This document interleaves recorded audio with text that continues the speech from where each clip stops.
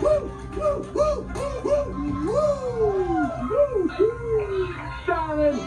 and profile.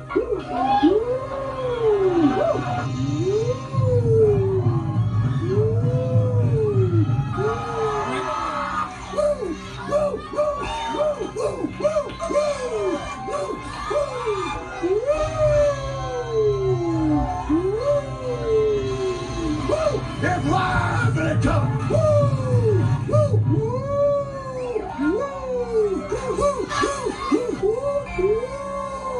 Slow down.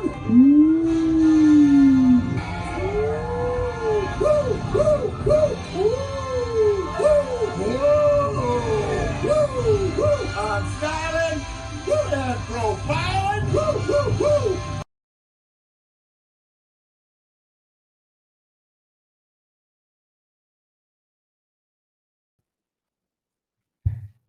Happy Monday. Welcome to the Mafia Sports Report. I am your host, Tommy. If you haven't subscribed already, please subscribe and hit that thumbs up. One thing.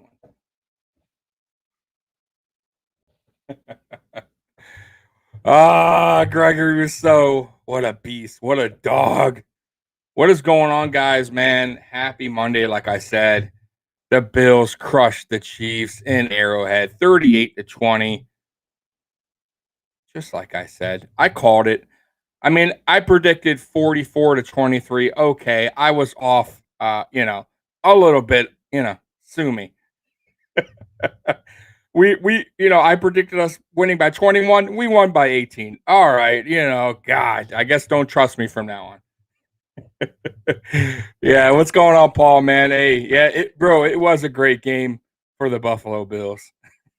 Right? So, yeah, up until the halftime, where we had to wait an hour. But hey, dude, it was so worth it, man. It was so worth it. I would have waited 2-3 hours. I don't care, man. I just wanted to see that win, and that was a statement game. If there was no such thing, that was a statement game. Put it that way. I can't even.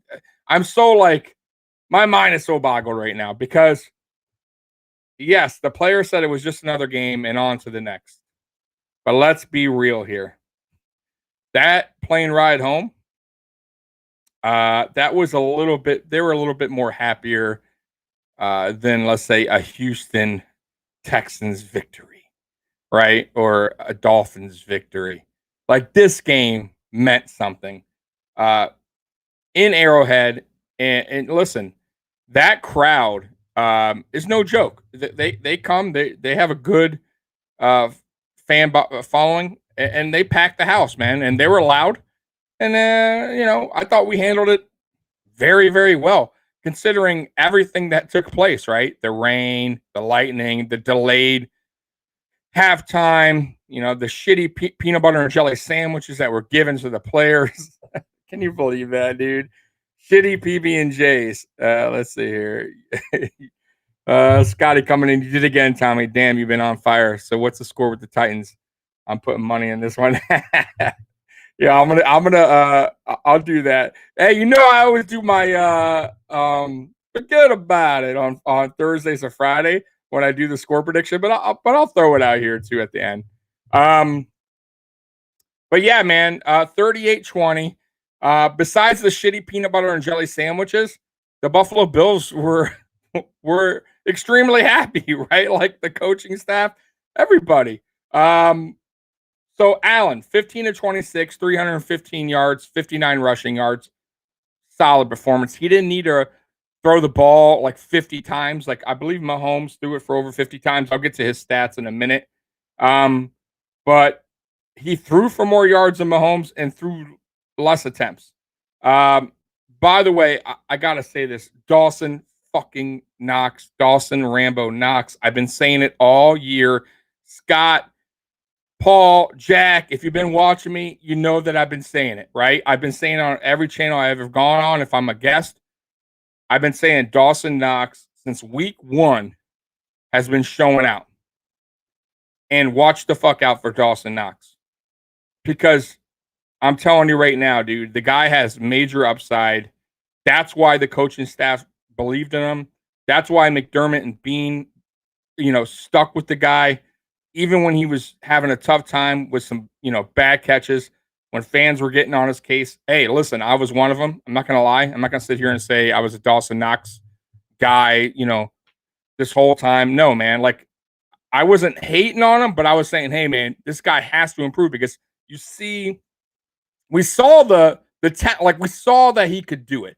We saw the exciting plays that Dawson Knox can do, right? That he can bring, right? You saw the electrifying moments that he can bring. The bulldozing over some dude, right? Just trucking somebody. The great catches. And then we saw so many drops, so many missed routes, so many missed blocks, right? And he's finally getting it together. And it's so awesome to see, man. Scott, let's see what you're saying here. Scott, so great to see a front four causing so much disruption. And yes, you called the Knox. Yep, I did. I did. So listen, on with Knox, 3 receptions. It wasn't like he, got a shitload of receptions, but let's be real. Josh Allen, he was 15 to 26, right? So it wasn't like he threw it 50 times. I mean, three receptions for 117 yards and a touchdown. By the way, he leads the league in tight ends with 5 touchdowns now. Pretty damn impressive. If you got him on your fantasy, I do, then you're doing pretty good. But yeah, man, I mean, like I said, I can't say enough for this guy. And this just goes to show you what Brandon Beane and Sean McDermott are all about with their rookies, right? They really stick with their rookies, man. I mean, you gotta be really bad for them to cut you. Like, as a rookie, I'm saying. You gotta be really bad because they give them so, like, they pretty much ride their contract out, their rookie contract. I mean, they believe in them. And bro, this goes to show you all of Brandon Beane's draft picks are coming together now. They're even the ones that weren't, like, we're like, all right, well, the only one I can say that's really is Cody Ford. It's the only draft pick. And bro, you can't hit them all. You can't hit them all. But hey, I got one for you. Spencer fucking Brown. Spencer Brown.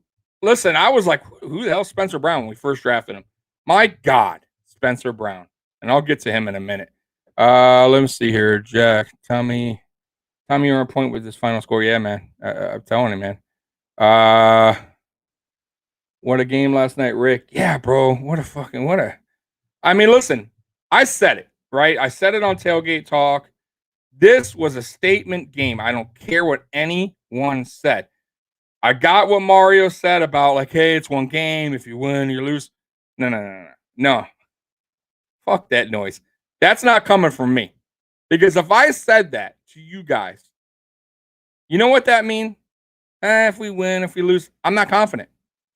I'm being real. I'm being 100% real with you. If I said that, right, as a fan, just a guy talking to you, well, if we lose, listen, we got a long season to go. That means I'm not confident. And I never said that. I was confident as fuck in this team. I knew what we can do. I knew what our defense can do. I don't care who we played the weeks before because, hey, Houston Texans, for as bad as they were, almost beat the Patriots. I think he's going to probably get Rookie of the Week, their quarterback, right? We totally shut him out. Washington, who we beat the week before, went out and won, and their quarterback had a hell of a game. So I don't want to hear it. We shut them out. Like, pretty much blanked Houston, kicked the shit out of Washington. That score shouldn't have even been that close. It wasn't close. I'm sorry. They shouldn't have scored 21. They should have scored maybe 7. We had a blunder on special teams. And then a late touchdown was nonsense. Dolphins, by the way, almost beat the Raiders. They still put up points against other teams. We blanked them, by the way. Nothing. Pittsburgh, we really, truthfully, only held them to 16 points, right? It was the special teams that made a mistake that game. That cost us the game, let's be real. And the offense was just not gelling at that point. So I knew going into KC that, listen, yes, they have a a really good offense, no doubt about it. But there's really only 3 guys that you got to key on. And Leslie Frazier, if he hasn't learned the Chiefs offense by now, then shame on him. But he has. He's an excellent defensive coordinator. He game planned this beautiful, right? So we didn't bring much blitzes, which was fine. Now, the only thing I would say is in the beginning, I was like, got to put a little bit more pressure on Mahomes. I felt like Mahomes had a little bit too much time there. And we're kind of giving him like a lot of room to run. Sometimes he took it, sometimes he didn't. He could have took off a few times. I'm surprised he didn't. But man, we took that deep shit away. Like that was not happening in this game. We were playing super physical on Kelsey.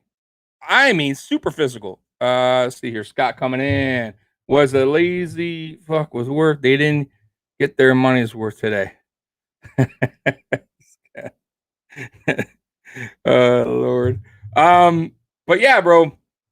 So I knew the defense was gonna do their thing, and bro, physicality is the key, bro. We were listen, like we were doing some holding here and there, but it didn't matter. We were making a point that we aren't gonna fucking let that shit fly with us. And by the way, Saran Neal, who I've been always saying is a fucking dog. Yeah, dude, that dude lays some hits. He is like the hit stick dude on this team. Like he's one of them. Him and AJ Epineza.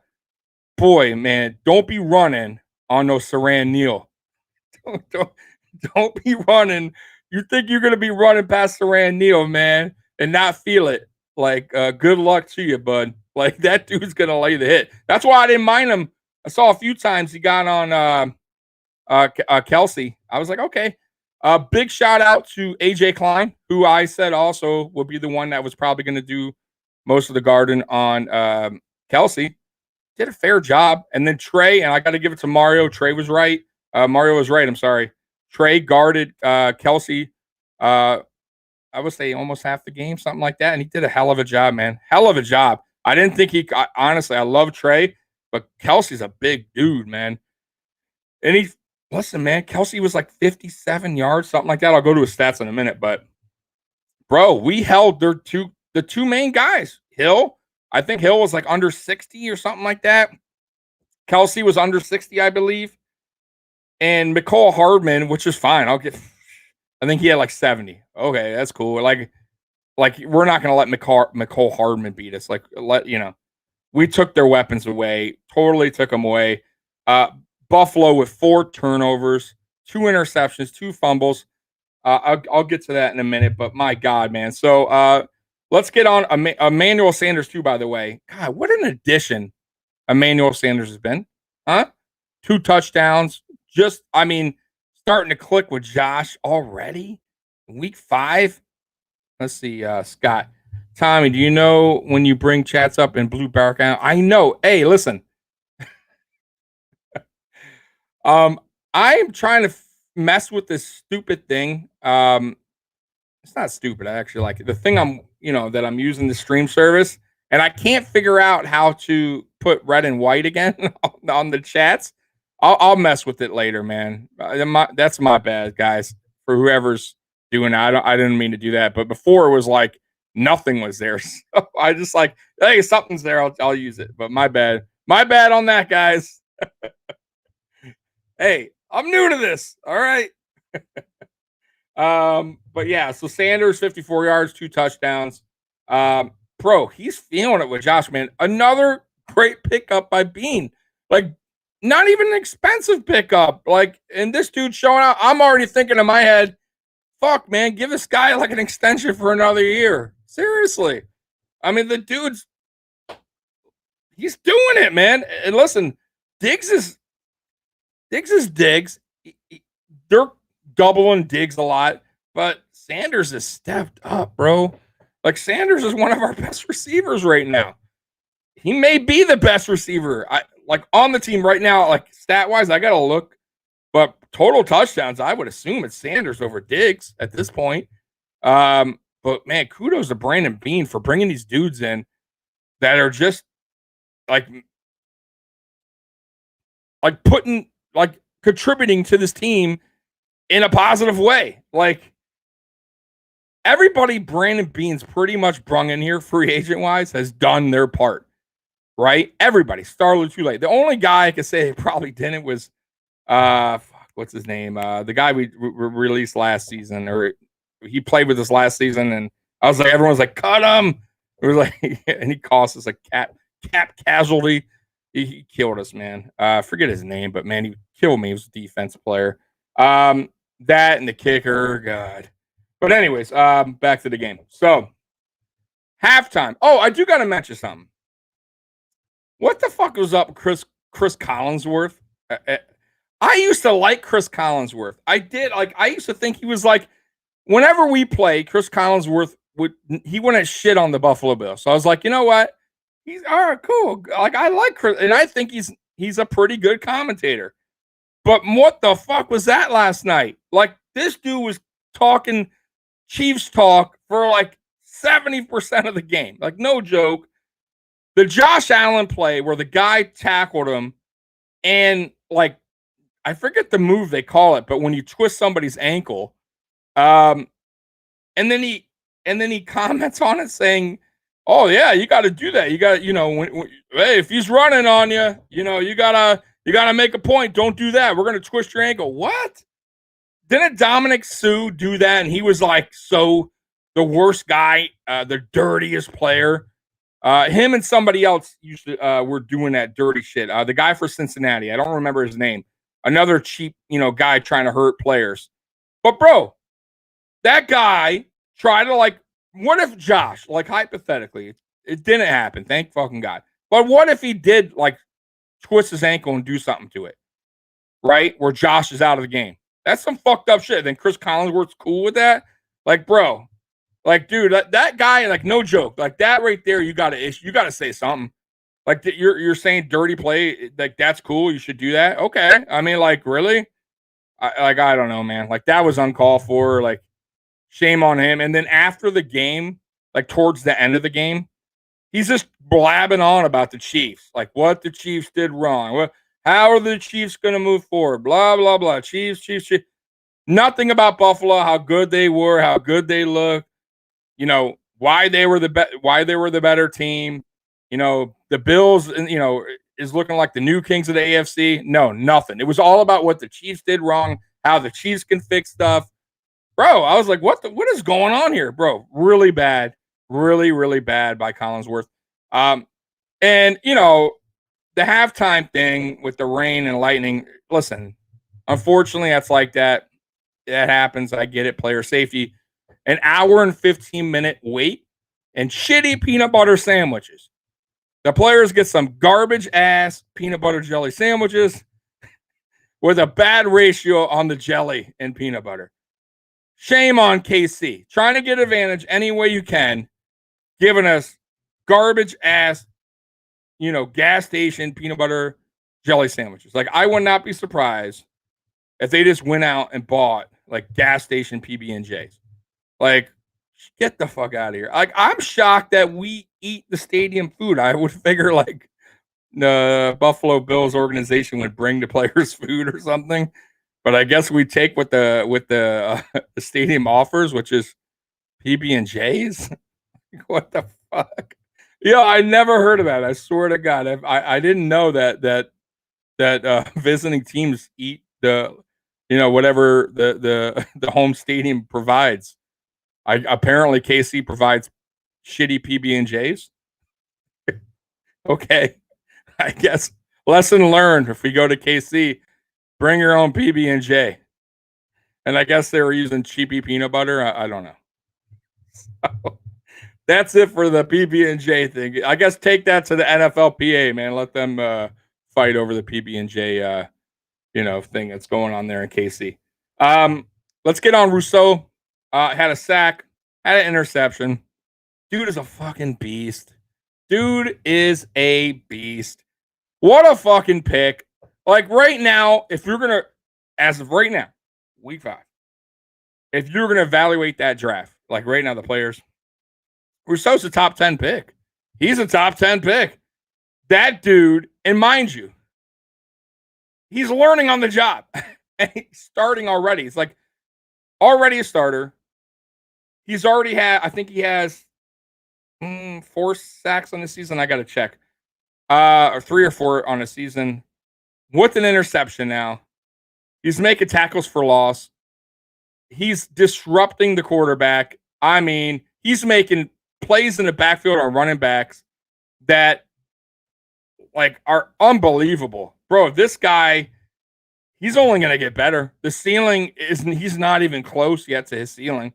Like the ceiling is so high on that guy, and that's why they drafted him.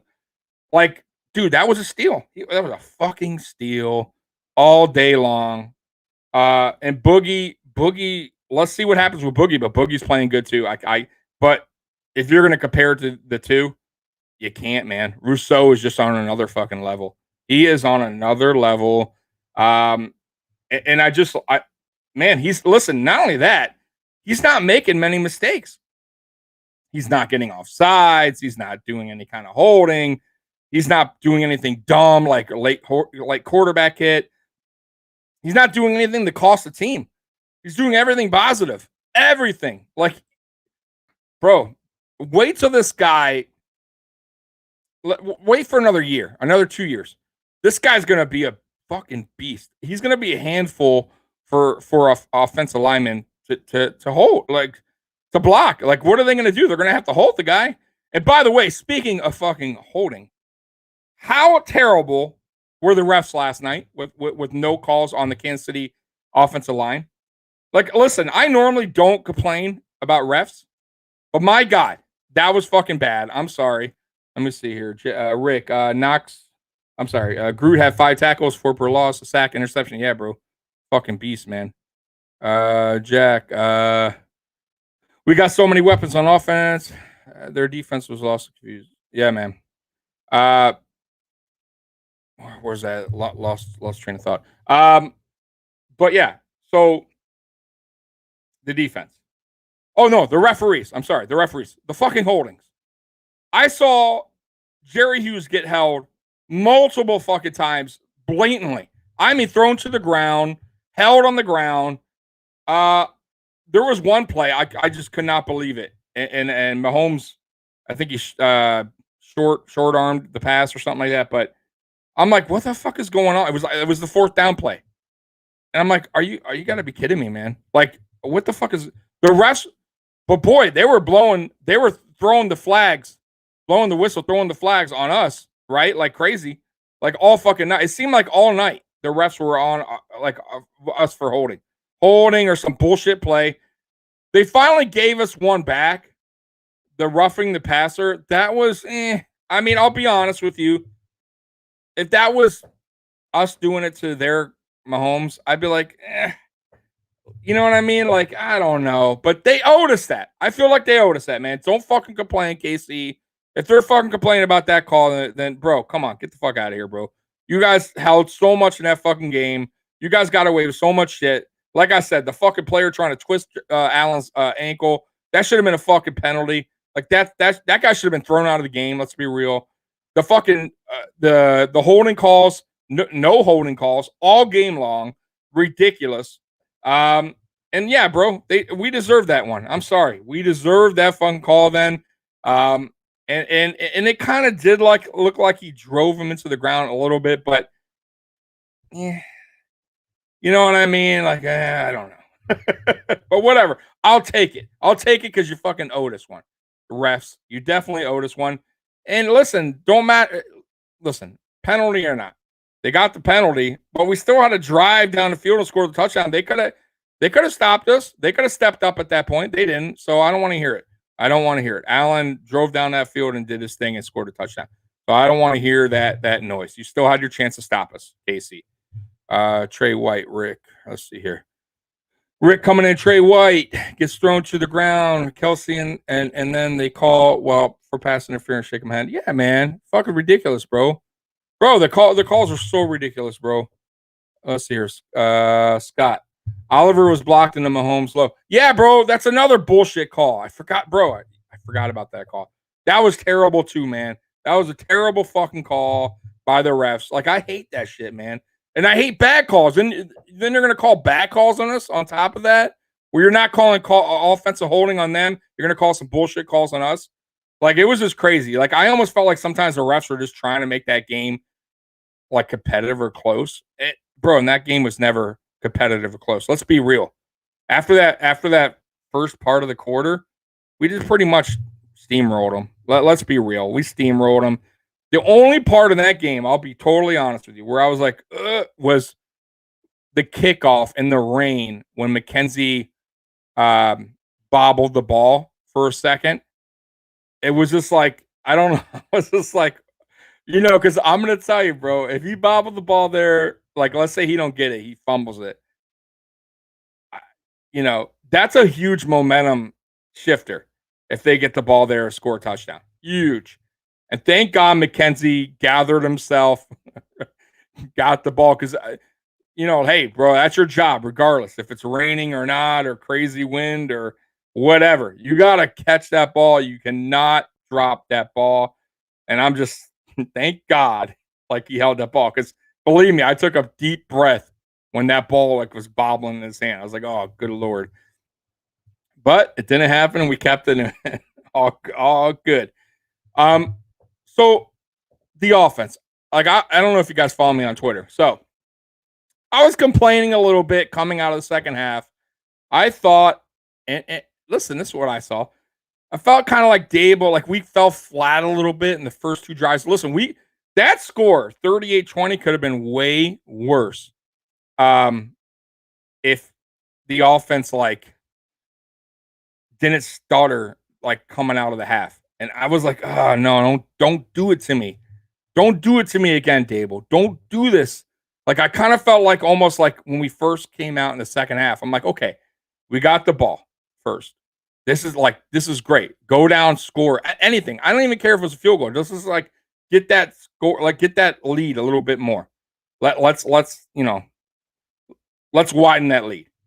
And we just fell flat. It was like flat. We had a turnover, and then nothing happened. We like punted. Like, it just seemed like we were running the ball with Allen. Like, it was just like, here we go again with the Allen draws and Allen designed runs. And I'm like, oh no, like, I don't know. I just felt like he was kind of playing it safe. But then Casey scored, made it an 11-point game, and I kind of saw Dable turn it up. And I can't be the only one that saw that. The play call was totally different after Casey scored. Totally different. I felt like he was letting Allen cook. And I said it. I tweeted it. So I'm like, bro, Dable has to stop that. You gotta trust your quarterback. You gotta trust him. I know he's a little crazy at times. I know Allen could be that way. But he's learned a lot. And you gotta trust Allen a little bit more. You can't play it safe, especially against KC. Because no matter what, I know our defense was playing lights out, but they still can score, and they can score fast. It was only one mistake away. Listen, Isaiah fumbles that ball. Boom, they're right fucking in the game. They are right in the game. They score a touchdown. And then we got a shootout, right? Scott. Bad third quarter. They turned it up in the fourth. Yeah, exactly. I felt like that. It was like, bro, the number one knock on Dable for many years with us, right, was the second half struggles. Him coming out like flat, the offense flat. And I don't know if it was so much like the reasoning for this one. I almost felt like we were up and he didn't want to make any mistakes. And it was raining, right? The ball was probably a little wet. He didn't want to like take any chances, right? He was going to rely on the defense to do their job. We were going to run the ball down a little bit, do some rinky-dinky plays, kill the clock, just kind of play that kind of role. And that's not how we play. Like, I'm sorry, it's not our game, man. That's not what we do. You got to let Allen be Allen. You just do. Let's see here, Scott. Dialing back Allen in this offense. Dialing back Allen is the offense version of prevent. Yeah, bro, you can't dial back Allen. You can't slow down this. He's not that. It's not even Allen. It's the whole offense. It's how we're built, right? Listen, KC is fucking bad defense. we didn't run very well on KC. Allen ran well because, I mean, Allen's Allen, but overall, like Moss didn't do that great. Singletary didn't do that great. Our offensive line is not good at that. Like they're a pass blocking offensive line. We're never gonna like just ground and pound teams. It's not gonna work that way. Like you cannot play it like that. And Allen is not. It's not in his DNA to throw short passes, and it's just not. Mikey in the house. What's up, Mikey? How you been, brother? You want to hop on or what, man? Mikey's in the building, man. Let's see if Mikey's free. If Mikey wants to hop on, man, with me. But yeah, that's not in our DNA, man. That's not Allen's DNA, man. You can't. You know how the whole let Russ cook over at Seattle, man. Fuck. It's the same thing with Josh, man. Let Josh cook. Let Josh fucking cook. Let Josh be Josh. I always said that. Let Josh be Josh, and let him fucking play his style of football, man. Because that's what wins him. That's what wins us the games. When Josh is just going out, being himself, man. I just don't like that whole short game, fucking run game, like, control the clock style football for our team. It doesn't work. Cole Beasley, very quiet. Very, very quiet in this game. Kind of surprised, man. He's kind of had a quiet season. Like, I don't know what's going on with Beasley, man. Is it just me or something's not right, man? Is it Beasley, like, not, I don't know, man. Honestly, I don't want to say it. Like, is Beasley like not trying his hardest because he's pissed off about the whole COVID thing? Like, it's just weird, man. Like, he's not the same, man, to me. Like, something's wrong. Something is wrong with Beasley. All right, I'm gonna get Mikey on. All right, hold on, guys. I'm gonna get my partner crime on Friday nights on. Hold on. Let's see here. Let's get Mikey on. Let's get the Mikey man on. All right, hold on. Bear with me, guys, real quick. Get Mike on. Good old Mike. Let's see here. Takes me a second, dude. Sorry for the dead air, man. I should have played you guys a little commercial or something. Oh, I do. I should play you guys something. Hold on. You know what? I'm gonna give you guys something. Let me see here. All right. It's been sent, Mikey. All right. So, Scott coming in. Our running backs need to catch passes. Yeah, bro. Beasley and Davis have played the roles of decoy while others eat. Yeah, that's true. But yeah, good point, Scott, about the running backs. Listen, as everyone knows, I love Singletary. I do.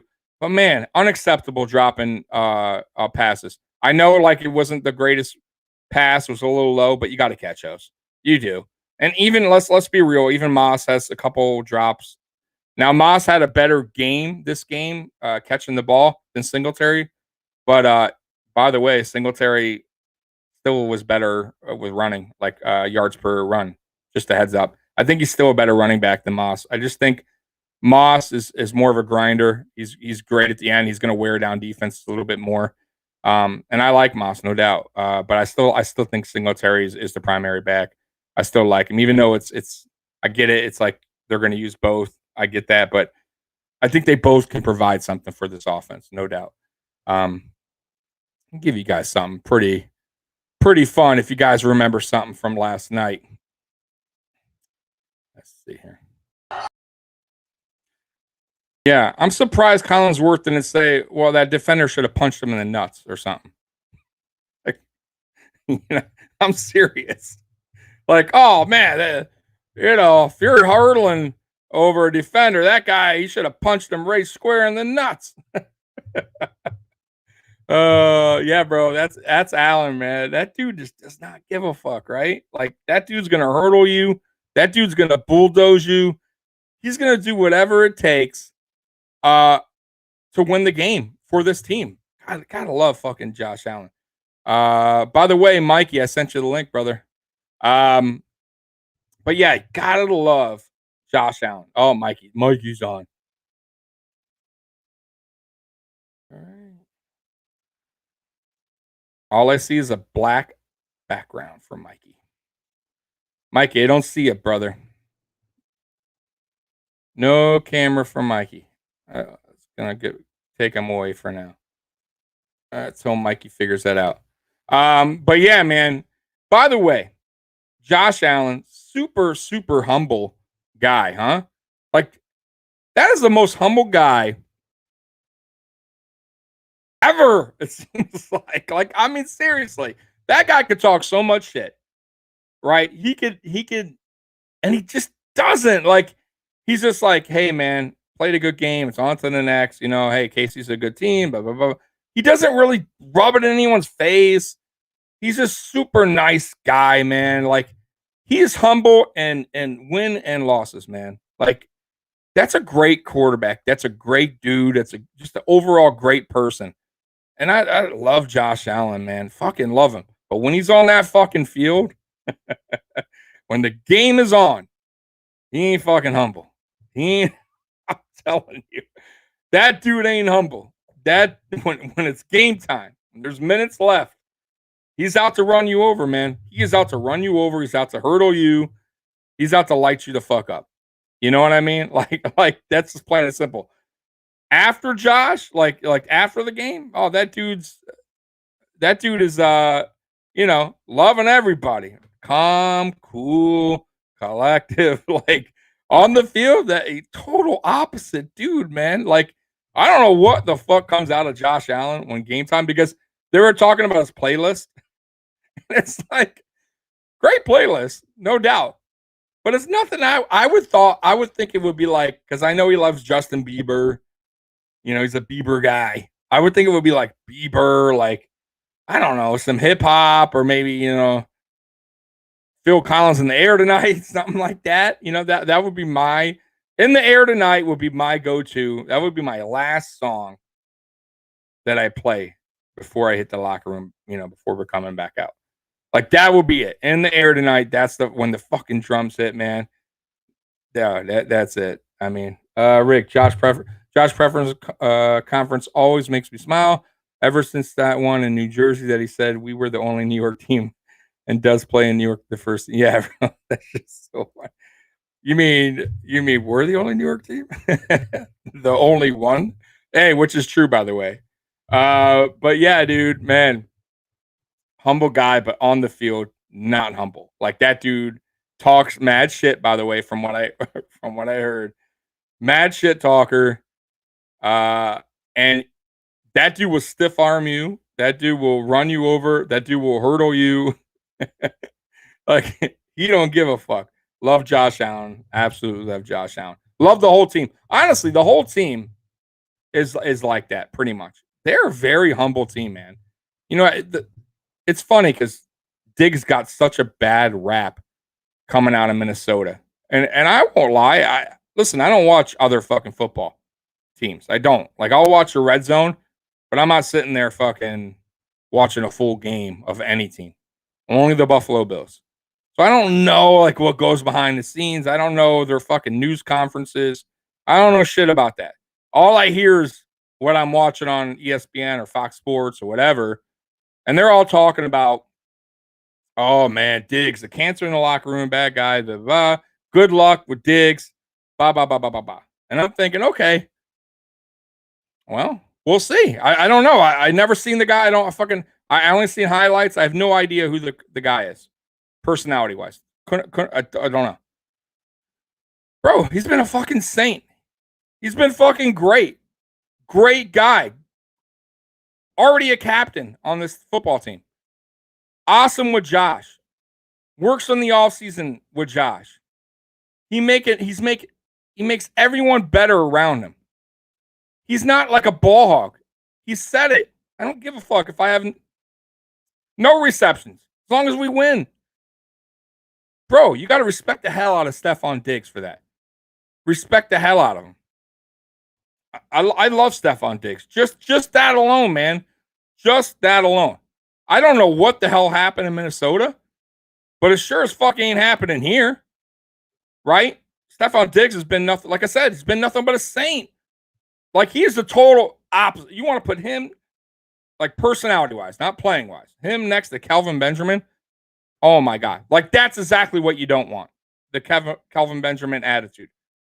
Like, that guy is a piece of shit. Let's all be real.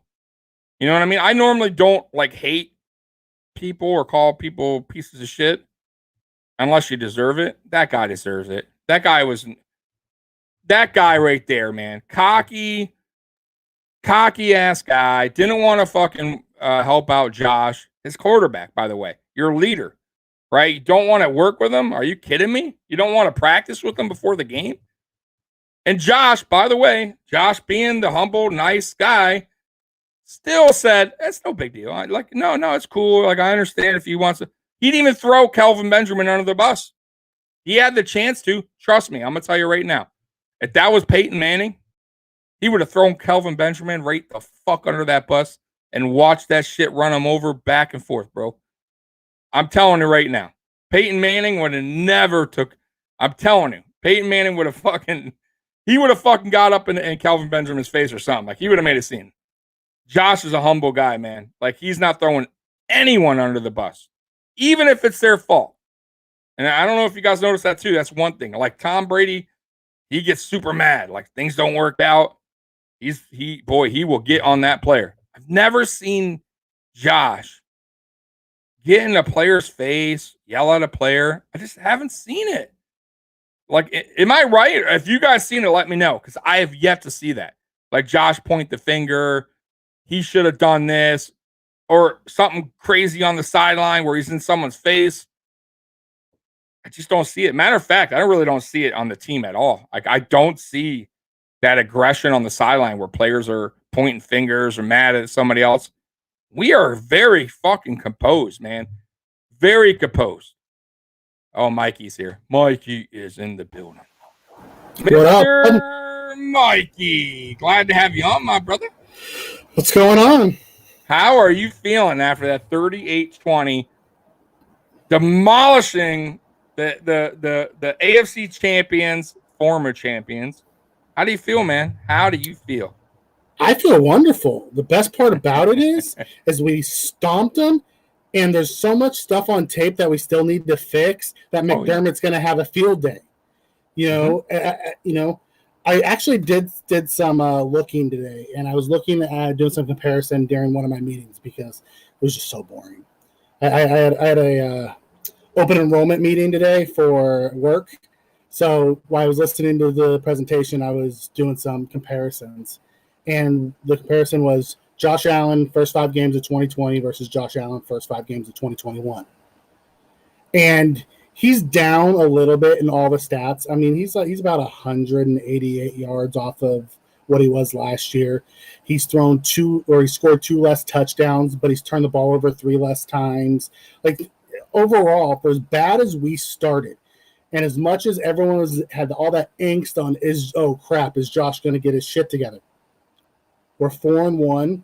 We just put the Chiefs in the ground, and now we got to move on to Tennessee and do the same thing. We owe them from last year.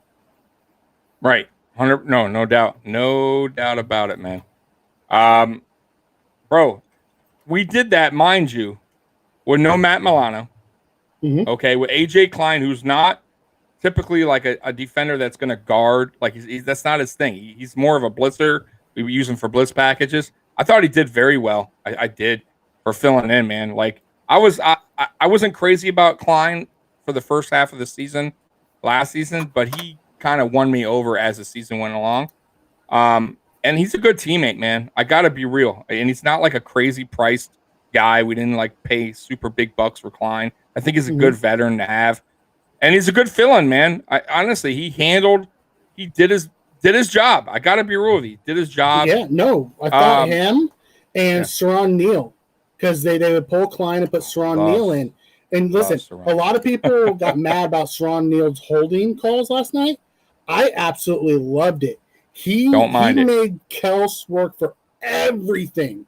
Every yard he got, he worked for. We got super physical with the Chiefs last night, and they weren't prepared for it. It was a complete flip-flop from last year. Yeah, no. I don't mind that. Don't mind it at all. I really don't. Like that. Saran Neal, by the way, I said his name so many times. Love Saran Neal, man. I love Saran Neal. I love the way he plays.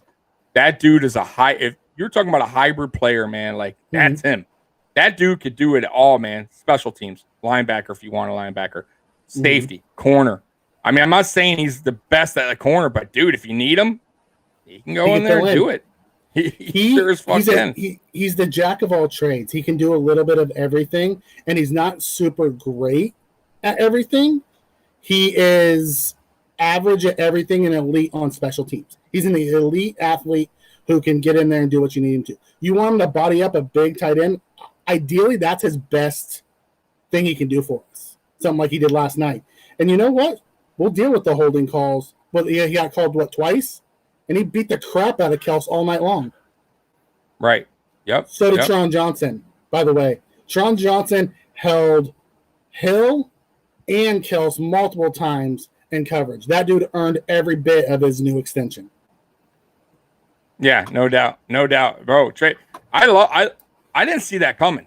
Them signing Teron Johnson like that. That was a shocker.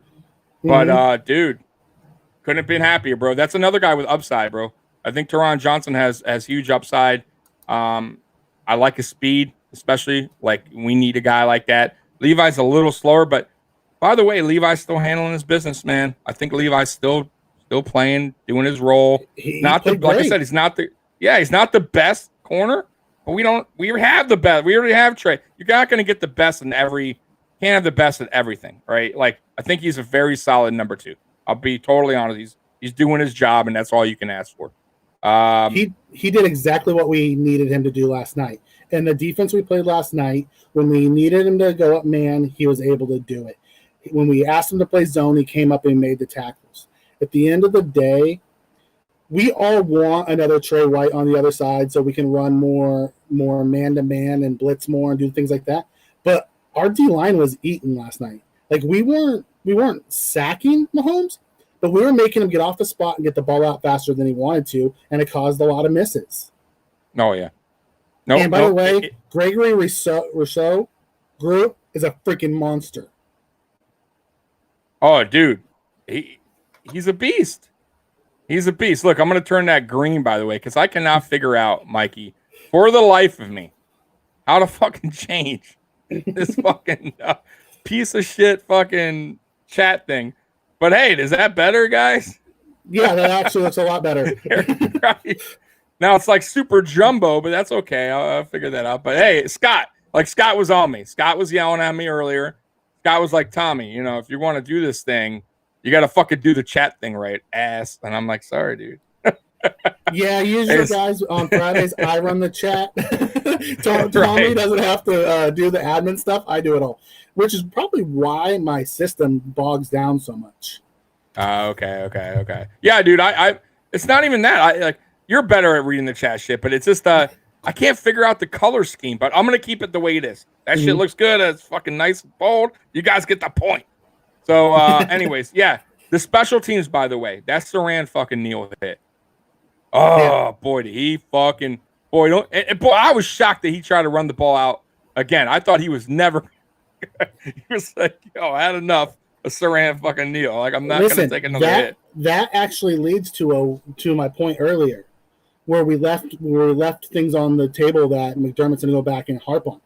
We get a turnover there when it's 7-3, and we don't get any points out of that drive. Right. Like, that very much could have changed the entire game if our defense didn't come back out and, do what they do. But, that was huge. I think they got the ball back. They went down, they scored a touchdown. We scored a touchdown. They turned over on downs, we scored a touchdown. So, but right there, we could have put our foot on their necks early. We missed on that drive. Yeah. I mean, even like I saw a difference in why? I hate the cut. I hate to cut you off, but you know how one play can ruin a fucking drive, like totally just like what's that word I'm looking for? Like when the ball's rolling down, it's just getting like going down a mountain or whatever. But stops that holding, yes, that Deion Dawkins hold on the when we had a first down, and yes, it was close, but he did. It killed it. It fucking drove us right back. I mean, like everything started to go bad at that on that whole drive. And bro, that was a huge turnover. We got nothing out of it. Zero, not even a fucking field goal. And we were right at the 35. Like there was no excuse for that. Like it just seemed like to all fall apart right there. I'm like, bro, in my mind, I'm like, like this is it's I don't like it. Like that right there. I was kind of getting a little nervous, but I'm like, no, it's okay. We'll get our composure back. And then honestly, the second half start where the two failed drives like right away. I was like, Dable with the fucking I kind of felt like he was trying to play it safe a little bit. The rain, like he was like, we're just gonna keep the ball away from Mahomes. Like that whole fucking playoff like game plan again, all over again. I was like, don't do that. You can't. You gotta fucking let Josh be. I know it's raining. I get it, but you gotta trust in the quarterback, man. You gotta let him do his thing. And look, Kansas City scored, and the plays totally changed. Bro, Josh was back to Josh. Josh was fucking like making big plays. Like the play calling was night and day compared to the third quarter, right? Like, I mean, night and fucking day. Yeah, no, it was. And look over here in the chat, Scott. I know, Scott. He doesn't have super chat yet. You have not enough hours. I'm not a baller. By the way, everyone in the chat and who's watching, like and subscribe to my channel. I am 300 hours away from being monetized, man. So that's a big thing. That's pretty cool, man. Like, it's hard. I've only been doing this a year, Mikey, as you know. I told you a million times. I started in October. I was only doing little tiny videos, and I just started doing this chat thing. And bro, it ain't for everyone who's watching and doesn't do this.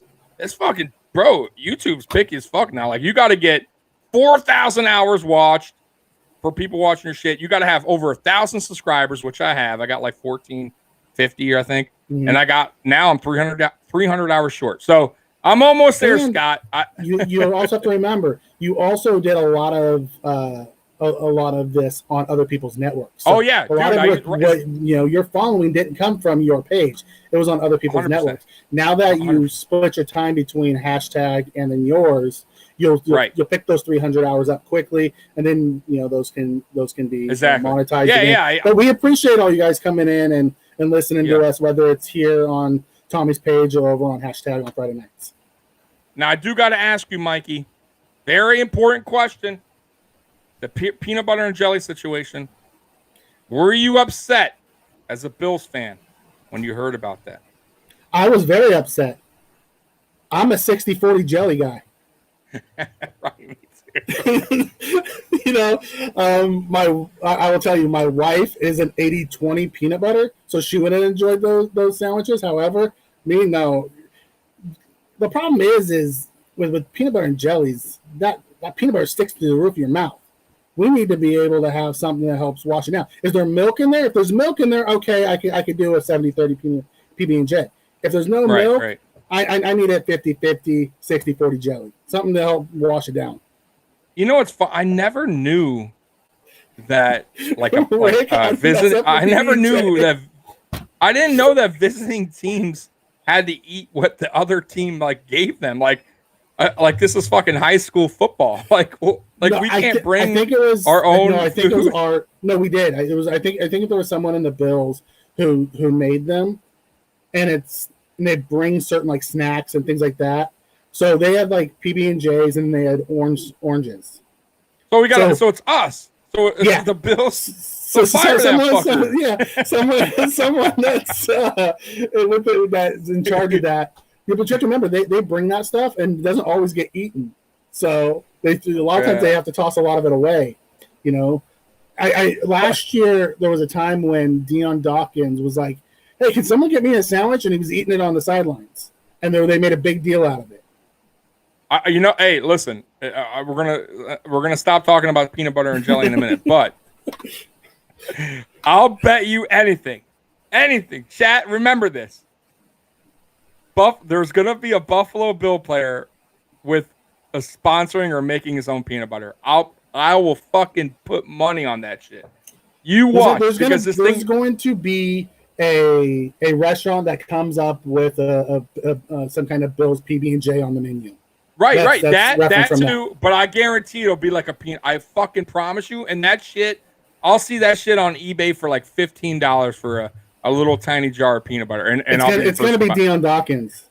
I'll It's gonna be Chanel, PB and J, or something like that. Right. It's gonna be a mixture. Ed Oliver's, right?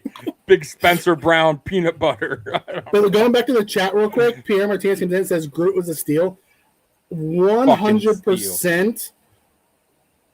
That's one thing that came great out of COVID. If Groot got a chance to play in 2020 and didn't opt out, he would have been a top 15 pick, and there's no way we would have had a chance for him.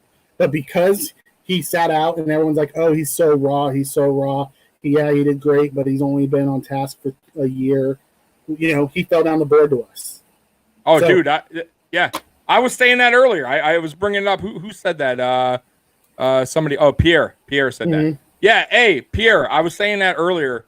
Bro, that dude, like I said, if you were to go back right now, like what players have done up to this point, he's a top 10 player. He's a top 10. He would have won in top 10, in my opinion.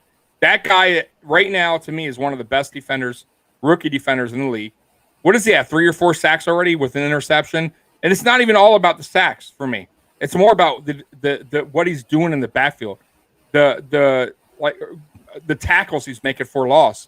Just getting quarterbacks messing with quarterbacks, pretty much like causing havoc in the backfield.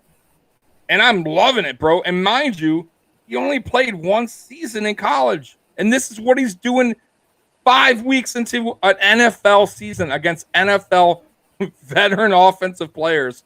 And he's fucking doing phenomenal, man. He is awesome, bro. One of the issues I had last night is Jerry Hughes at 46% snap count and AJ Epinesa at 21. So unless AJ still has that foot injury, yes, I need to see less of Hughes and more of AJ. That guy is an animal. And you put him on one side and Groot on the other, that's our best DN combo. No, it is. But I think maybe they're not saying it because you know how that goes.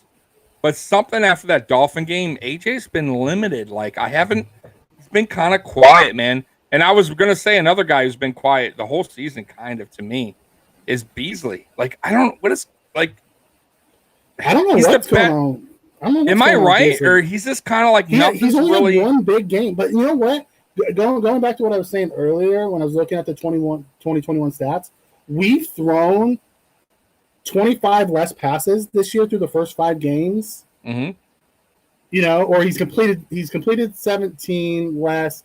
There's been 10 less attempts.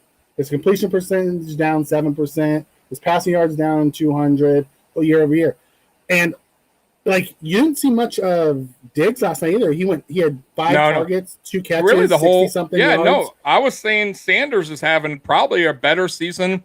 It's been Sanders overall than Knox. Dude. And hey, did I not call Knox, by the way, Mikey? Yeah. Have I been not high on Knox? I told you.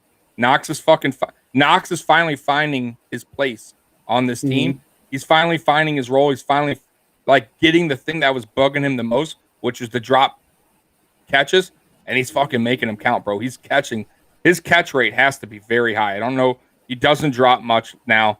He's very reliable. And it also seems like Josh, when he needs him, he's there. Like, that's a security blanket right now, is Knox. Like, when we need a big play, you would think it would be going to Diggs, right? Or like Sanders. It seems like Knox is the guy that he's looking for, right? It used to even be Beasley.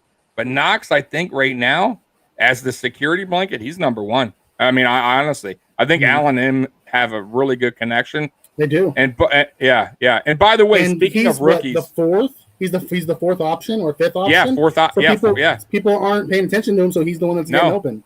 They're going to start, and once they do, maybe that's when you start seeing other guys get open. But as of right now, bro, he's causing havoc. Yeah. And like I said, he's only getting better. But the other guy I want to mention, because somebody mentioned the rookie, Rousseau, which was obviously to me top 10. Bro, Spencer fucking Brown. Spencer Brown, bro. Dude. What, Spencer Brown.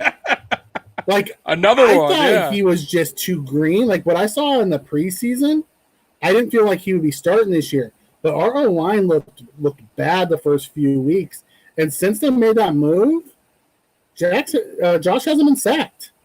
Dude, he's a beat, bro. He's a beast, bro. Like, you know what's funny? When we drafted him, like I said, I told you before, I didn't know much about him. I was kind of mad they didn't take a corner, but then I did my homework on him, and then I started watching film on him, and I'm like, bro, this guy's 6'8". He's a basketball player. He could play tight end. I think he played tight end. The dude could bend like for a big man. They're not supposed to be like that athletic, and he is super athletic. So I said, bro, okay. I'm thinking with the upside, shit, maybe this guy starts in a year, right? Maybe they get this guy going in about next season. We see him on the field, right? He'll probably be a rotational player. Maybe if a guy gets hurt, you see him. And then I'm hearing and then in practice, he had a bad practice to start. I'm like, okay, it's a rookie. The next one, he's getting better. I'm hearing shit out of camp. He's looking good. The next one, he's looking. Then I see preseason. Bro, he's looking a little better. Bro, before you know it, we're in fucking week 5. He's a starter. I mean, that's unbelievable, bro. That is unbelievable. Yeah, I want to go back real quick before we get off of this because there's someone in the chat. Where was it? Rick Rarick came in and said Hughes got close a couple times last night. He just couldn't get home. That's Hughes's the last 7 years since Mario's went away. He gets close, but the problem I have with Hughes is his angles that he takes. He took such wide angles last night, allowed Mahomes to get out of the pocket underneath and run a bunch. That's what I love so much about Group and even AJ is they push in at an angle that doesn't give them that, the only time they get outside is when they hold them. And that happened a bunch last night. Dude, no, listen, Jerry got I'm not going to dog Jerry. I love Jerry. I know what you're saying. He's getting a little wide. But, bro, Jerry was held multiple fucking times. Oh, no, and was no calls. I saw him get held one time. Bro, on that 4th down, he got fucking held and bulldozed to the ground and still was getting held. Bro, I could not believe it, bro. The refs are totally like with blinders on. With a lot of that game with the no holding calls. And they were quick to throw them on us, which is I kind of felt like they were trying to make the game competitive. And that was bullshit to me. But whatever, man. I'm not going to blame refs or anything. And we still winded up kicking their ass. Yeah, it is what it is. By the way, that score could have been nastier than 38-20 if the Bills offense. It should have been. However, let's just quickly. It's not just Hughes. Addison was doing it too. They were taking those super wide angles at the beginning of the game. Towards the end of the game, they stopped taking them. They started, getting better angles, and Mahomes started struggling more. But let's get back to the offensive line because that's where the chat's at. Yeah. But by the way, real quick to say something, the Chiefs' offensive line is pretty good. Just a heads up, they're not a slouch bad offensive line. So and we weren't really blitzing. I believe we only blitzed once. Yeah. So just a heads up, it wasn't like we were bringing the heat and we weren't getting home. I thought that wasn't really the game plan. The game plan was just to contain the deep, play rough, which they did, and play the deep ball and no big plays for Mahomes. But go ahead with the offensive line. What were you saying? So when we get back to the offensive line, Rick Rarick comes in and said, because we're talking about how we made that switch. He says the O-line's looked so much better since kicking Williams inside and starting Brown. And I'll tell you, I actually enjoyed last night for the first time. I'll probably say in about 18,000 years that I looked at our offensive line last night. And I was like, we can do damage with this offensive line. Like Feliciano played fantastic last night. He did finally. Back. Yes, I thought he played like a dog too. Very good. I thought, bro, this offensive line now, I think they found their identity. Like with this starting lineup. Like I think it's perfect. You put over Williams back to guard, Spencer Brown, who's more athletic at right tackle. By the way, Williams, who I was saying isn't earning his contract, he's played a lot better at moving when they slid him over. Good. The only guy I could tell you, it's going to take a little bit of time. Yeah. When you it will, but you could already see it. Oh yeah, you could already see the difference. From week 4 to week 5, there was a big difference. I will say the only guy I'm disappointed in, Cody Ford. He's not even a starter anymore. Which, by the way, I told you. That's the one. That's the one guy. I'm like, I don't understand what happened, man. He's just not panning out, bro. Do you want me to be perfectly honest with you? Cody Ford had go one bad game, and he gave up 12 pressures. I honestly think Cody Ford sitting the bench because Darrell Williams couldn't play right tackle anymore, and his contract says we have to play him. I don't think so. I don't. I disagree. You go back I would and take look Daryl at Williams. Yeah, I don't. Listen, Cody Ford has so much bigger upside than Daryl Williams. Daryl Williams is probably better today than Cody Ford. Yeah. We'll see. Yeah. You know what? That's a. I was telling the chat earlier that the one thing Bean doesn't give up on his rookies. That's one thing he doesn't do. So I'm not saying Cody Ford's being cut, or he won't be on this team next season. No, he's going to be on. He's going to put it this way. He'll be here until his contract runs out, and then we'll see where it is, where he stands at that point. You know what I mean?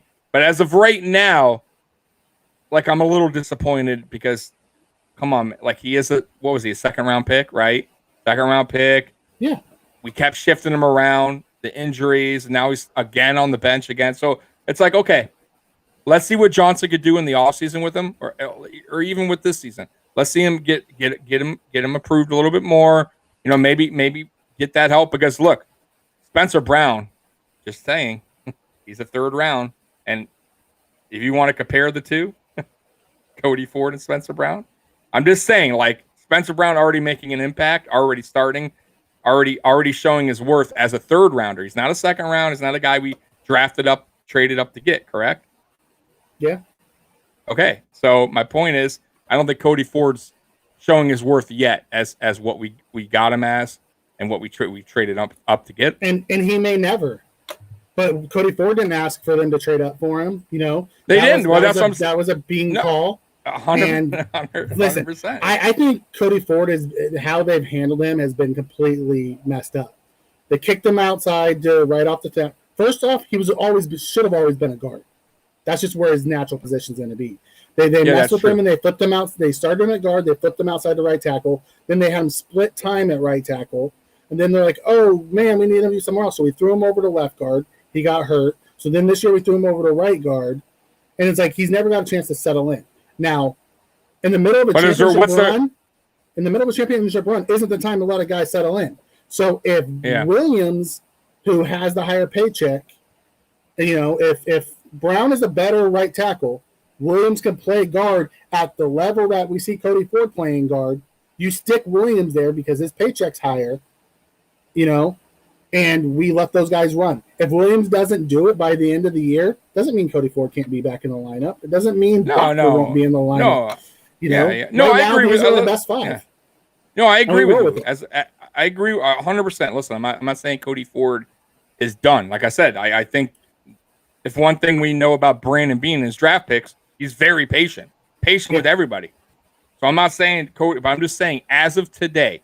And by the way, I get what you're saying. And the whole shifting him around thing did not help. Mm-hmm. But there's also a reason for that. There has to be, right? It can't just be because, hey, well, maybe there's a reason. There has to be. I'm not listening. I'm not Bobby Johnson. Right well, I'll tell you the reason. We moved him to right tackle because we didn't have a right tackle at the time. So he came out of college as a right tackle. So we were giving him a shot there. They then moved him to left guard because we signed Daryl Williams. And say what you want, Daryl Williams was a freaking stud at right tackle. No, wait, I disagree there, Mike. When you're talking about last season, when we signed Daryl Williams initially, first time when we got no. Daryl Williams wasn't even supposed to start. When we initially signed Daryl Williams was supposed to be. Matter of fact, I think some people didn't even think he was going to make the team. No, you're talking about fans. You have to remember, Daryl Williams was drafted by Bean in Carolina, and he was an all-pro right tackle. So when he signed him here, he signed him to come in and play. Yeah, but he not start. I remember clearly he was not supposed to be the starter, and he winded up being a starter. Who told you he wasn't supposed to start? The fans? And the whole offseason? No, no, not the fans. You think I fucking listen to fans? Did Bean and McDermott come out and say he wasn't supposed to start? Yeah, initially during training camp. Bro, it was all over, bro. Bean and McDermott don't let anything out. They're not going to tell you who's going to start and who's not. I'm telling you, he wasn't supposed to start initially. Go back and look. I'm telling you, he wasn't supposed to be. I think he was a surprise. That's what the news reporters in the media was saying. But I guarantee you, Bean drafted him. Maybe you're right. He was an all-pro right tackle who got moved around in Carolina to the left side, which he doesn't belong. He got hurt, and then he came over to us on a 1-year deal. We then signed him, knowing he was going to go back to right tackle, and we were going to move Cody inside. An aging tackle, by the way. They only signed him, Mikey, to 1 season initially. That's what I'm trying to say. Like, I don't think he was aging. meant to. He's 27. No, he was aging. I'm telling you, he was aging at the time. Like, he was with Carolina for a minute, right? So I'm saying when we initially signed him was okay, but we initially signed him 27 when we signed him. Wait a minute, but okay. So if they loved him so much, why only have him a 1-year deal initially? Because he was coming off of an injury. Right. So they didn't. I don't think they meant. Maybe you're right. Maybe they meant. Maybe they're in their heads he was going to start. But that's not what I heard. They brought him in as competition. Nobody had a starting job on the offensive line other than Deion Dawkins and Mitch Morris. Okay, so that means he beat out Cody Ford, right? No, I don't know if so much he beat out Cody Ford as they needed Cody Ford somewhere else. No, man. They go like, okay, he's playing well at right tackle. We're going to move Cody Ford inside. No. He beat out Cody. Let's be honest. He beat Cody Ford out, and they shifted Cody Ford to the other side. Bro, last season's offensive line, was fucking atrocious. We had fucking Brian Winters in there. Cody Ford, who got hurt right away, right? Fucking Darrell Williams was the only bright spot who wasn't even supposed to be the bright spot. And Deion Dawkins. Huh? Brian Winters didn't even start right away. He came in later. After he got hurt, correct? Cody Ford. This and then Mongo could go on forever, but Mongo wasn't playing. Last year. Mongo wasn't playing, right? Mongo was out. No, Mongo was on the pup list. Okay. Yeah, exactly. It was a bad a guard. So we moved Cody Ford inside because Darrell Williams was here. Right. So that's why Cody Ford moved inside because Darrell Williams was here and we needed a guard. So we moved him inside because he can play guard. Listen, for some reason you love your certain players. I'm just telling you. I'm telling you right now. Cody Ford.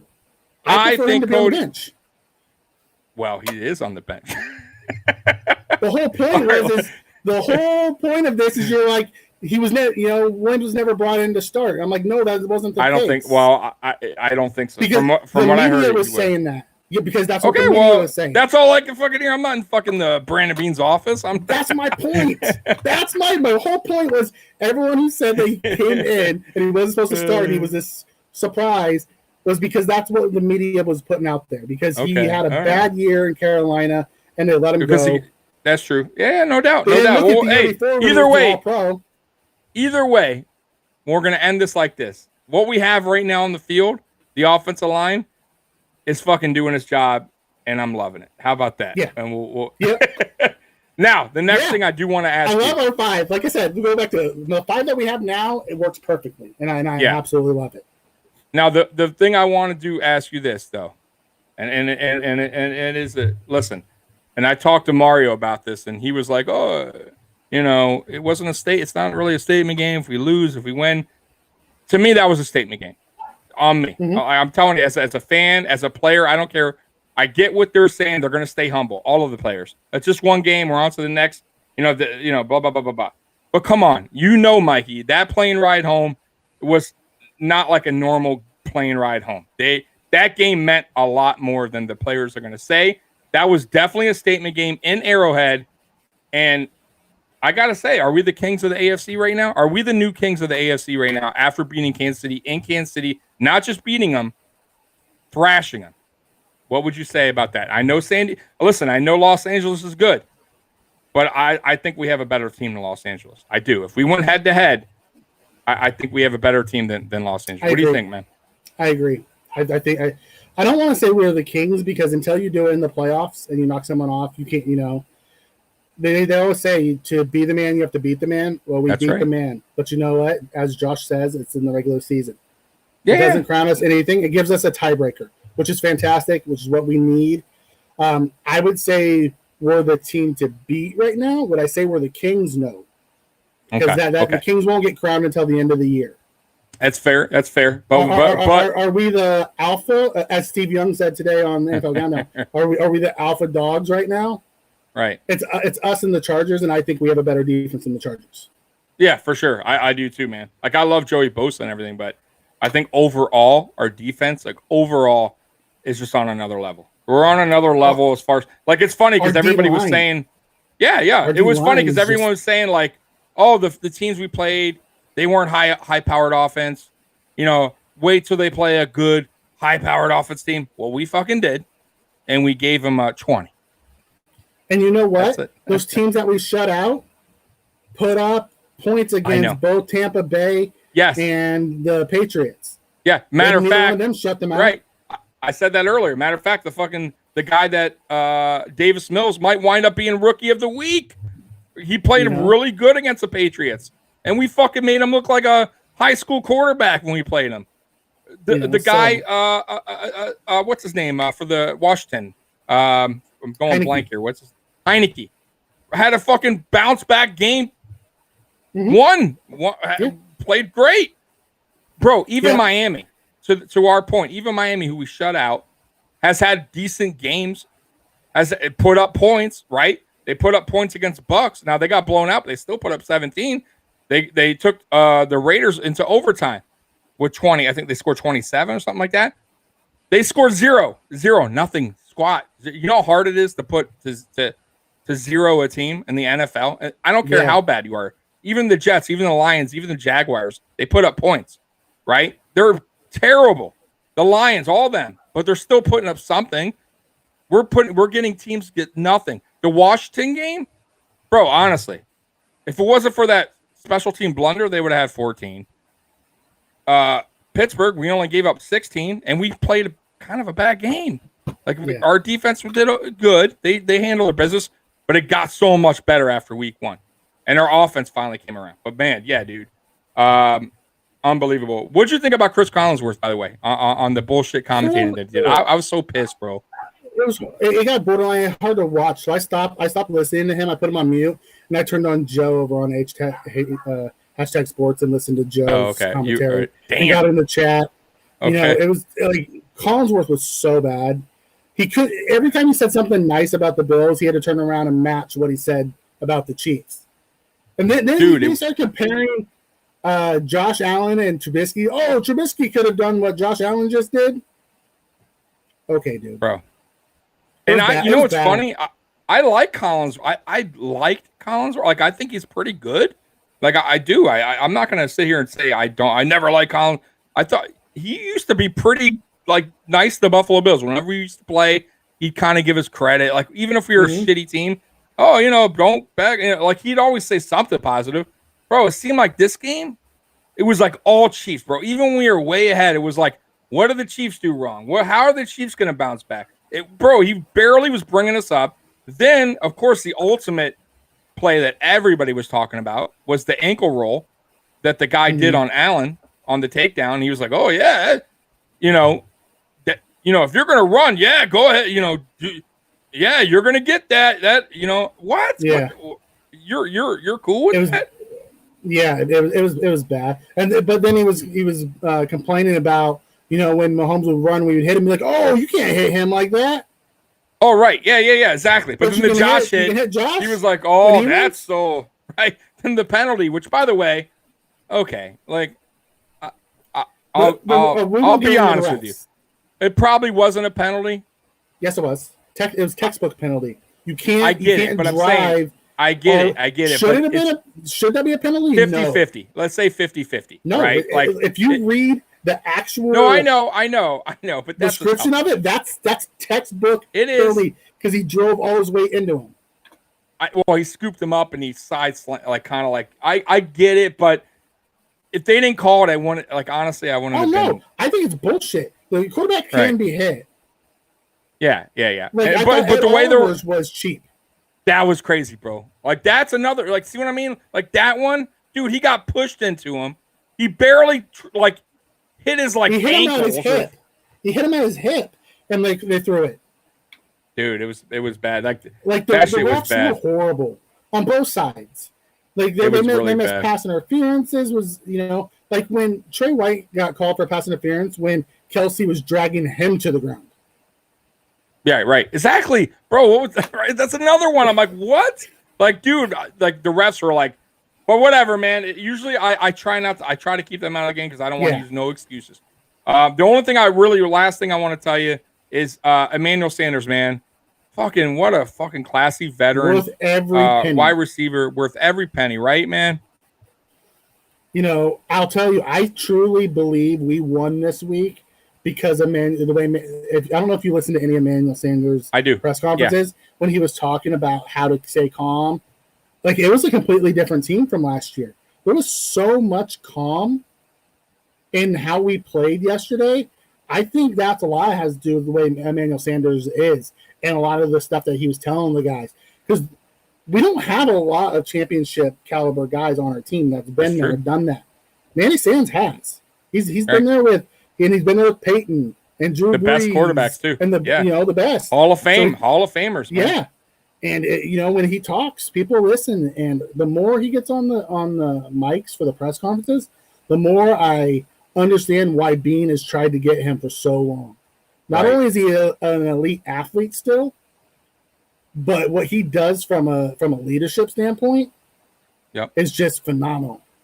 Dude, it's great, bro. Like you said, he's so calm and cool, and just like our whole team. I gotta say though too. I was saying this earlier. Our whole team is humble, man. Win or lose, they're just like very humble guys, dude. Like all of them. Like I was talking about. I don't know if you're listening about Diggs. Like everyone said he was a cancer, but bro, that guy's been nothing but a team player saint, man. Like that dude just wants to win. He's not a fucking ball hog. He doesn't demand the ball. He's not one of these diva receivers. Bro, he really is just a team guy, man. He just wants to win. He has his quarterbacks back. And Emmanuel Sanders, bro, I loved it because he was like, look, we got to be us. We got to play Buffalo Bills football. Like, we can't. And that's, bro, I wish he was on the team last season because, fuck, man, like we should have heard that going into the Chiefs game.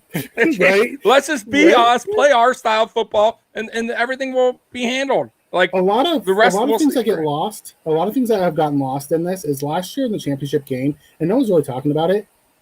Diggs was playing with cracked ribs. Oh, dude. Beasley was playing with a broken leg. Foot. And John Brown was MIA. Yeah, MIA. Gabe Davis. Don't forget Gabe Davis was. Yeah, he was skimpy. He had a bad ankle. So, and then our offensive line was just a shell of what it is today. Oh yeah, 100%. So when we walked in there, and guys were ready and they're healthy, like. You've seen the difference. Like if we would have Manny Sands in that game last year, I think we won that game. I really do, because there was nobody in that secondary that could stop him. They bracketed Diggs all day long with two guys, which leaves Sanders one-on-one. At some point, people are gonna have to stop doing that because Sanders is gonna just tear it up, and then it's gonna be Diggs' time to eat. So if they showed a lot of the coverages, Beasley and Diggs got bracketed a lot, like they did last year, which led Knox and Sanders in one-on-one coverage, and they both won all day long. Yeah. Well, real quick, I don't know if Scott's still in the chat, but Scott wanted me to give my prediction for that. Because, by the way, Mikey, I've been pretty fucking on the predictions.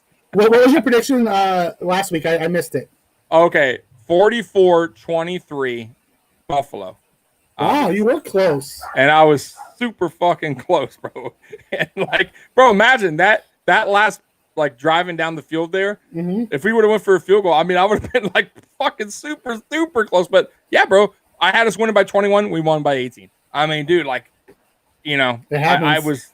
It happens. So Scott, just a heads up, and obviously we're doing our tailgate talk on Friday at 7:30 on hashtag network on YouTube and Twitter.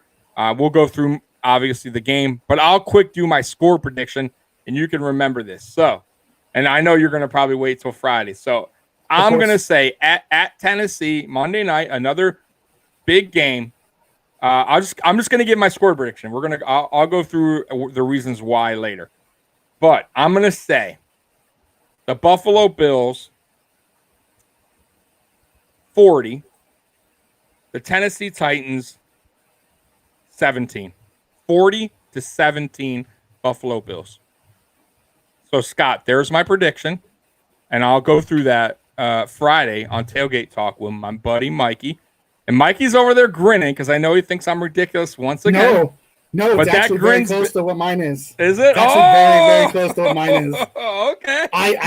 think Mikey's coming around. You are coming around with the high score prediction. Well, listen, we've scored 30 plus in almost every game. It's time to stop being, pessimistic about things. Mikey's like, our offense is good, right. and our defense is good, and the Titans' defense is not good at all. Right. So, Mikey's like, fuck, I got to stop saying 27. I was trying to be realistic about stuff, but when you're averaging, 32 points a game, it's time to stop saying 27. Right. And I'm like I said, we'll go over it Friday why I got that score. And by the way, it could be worse, but I'm gonna stick with the 4-0 and the 17, and I'll explain why on Friday. But hey, Mikey, man, I appreciate you hopping on. This was a long show, absolutely, bro. Bud. But I do, man. I appreciate you. And by the way, we'll be on Friday, Tailgate Talk, 7:30 hashtag. And Mikey, I'm sure everybody here knows you, but where can they find you, man? Find me on Twitter at Apex006 and Friday nights on the Tailgate Talk on hashtag sports. And I do got one more thing, Mikey. One more thing, just in case you missed it. You know what? That's better than the Anthony Barr one because that meant more. Yeah, it's yeah, man. All right, Mikey, I appreciate you, man. We are out of here. Later, brother. Peace. All right, hey, you guys, I appreciate everybody hopping on tonight, man, and watching me. If you haven't subscribed, please subscribe. Hit that thumbs up. It helps me, bro. As you guys know, every Monday, 6:35, I'll be on. Fridays, I am on hashtag with Mikey, who just left hashtag's channel at 7:30. And then I do a little video with my score prediction on usually Thursday, Fridays, which is my little mafia style prediction. It's just a goofy gimmick I do. Don't take it serious, but the score prediction is serious. That is correct. Hey, Rick, I appreciate you, man. Thank you so much. Jack, I appreciate you. James, thank you. Scott, I appreciate it. Pierre, I appreciate it. Appreciate you guys, man. Bills Mafia, I am out. Mafia Sports Report, I am out.